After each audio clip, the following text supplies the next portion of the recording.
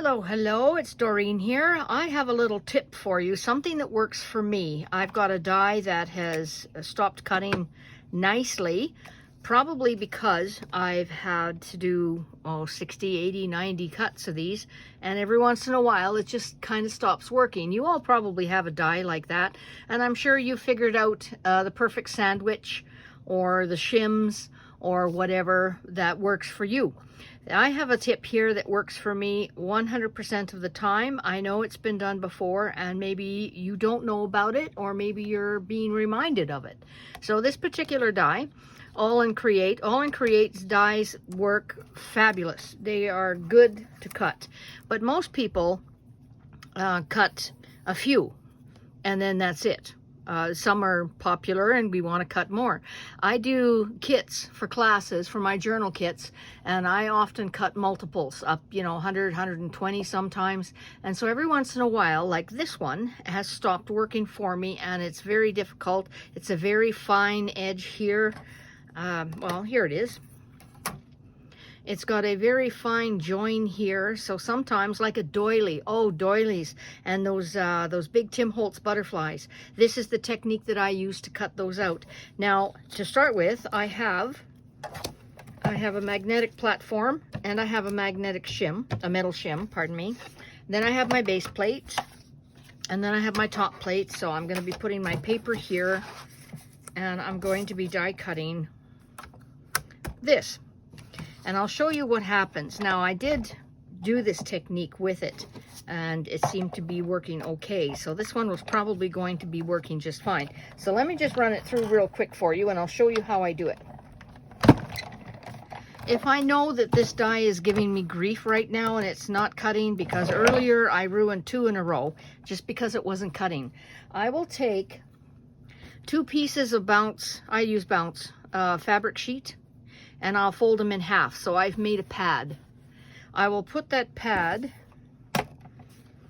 I will pick this up in its entirety.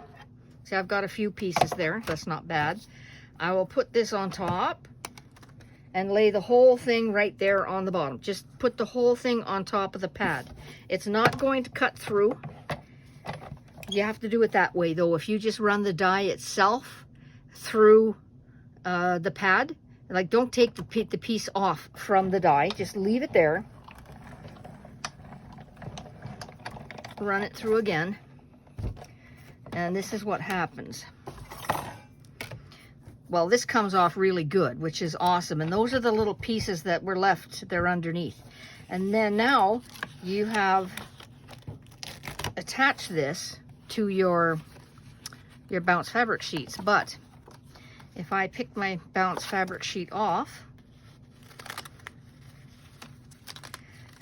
I'm taking my excess paper off first. If you're scent sensitive, if you don't use bounce, then certainly figure out a different kind of way to do it for you. But what I'm going to do now is just to pick this off. And I think it's probably all the chemicals or whatever they've got in there, the softeners, that make your clothes smell good. I can pretty well peel this off, and all the inner bits are there.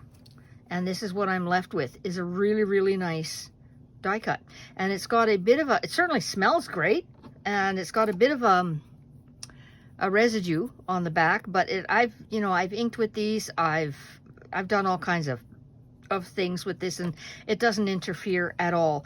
And this, all I'll do is just use my big palette knife. You don't have to remove all this, but if I'm going to be using again and again and again, then I will do that. And this is probably good enough. Now I can make a whole bunch of cuts, like another dozen or so or more.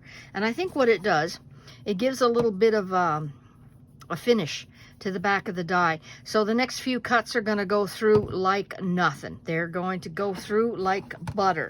And that is my tip of how I use my bounce sheets to get rid of some difficult dies, or to make them cut a little bit better.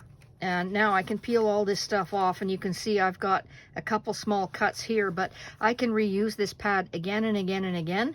And I do. I have several of these in, well, I don't remember to pack it all the time, but when I'm die cutting, I like to have a couple sheets with me, and I put them in a Ziploc bag just so everything doesn't get scented with this. And I can use this for a very long time, and I don't need to freshen up my sheets at all.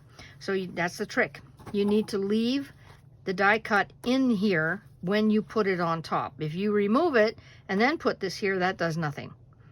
So leave your cut in there, put it on top, run it through again, just like that, just like I did, and you shouldn't have an issue at all. And that's my little trick for today. Thanks for watching. Bye-bye.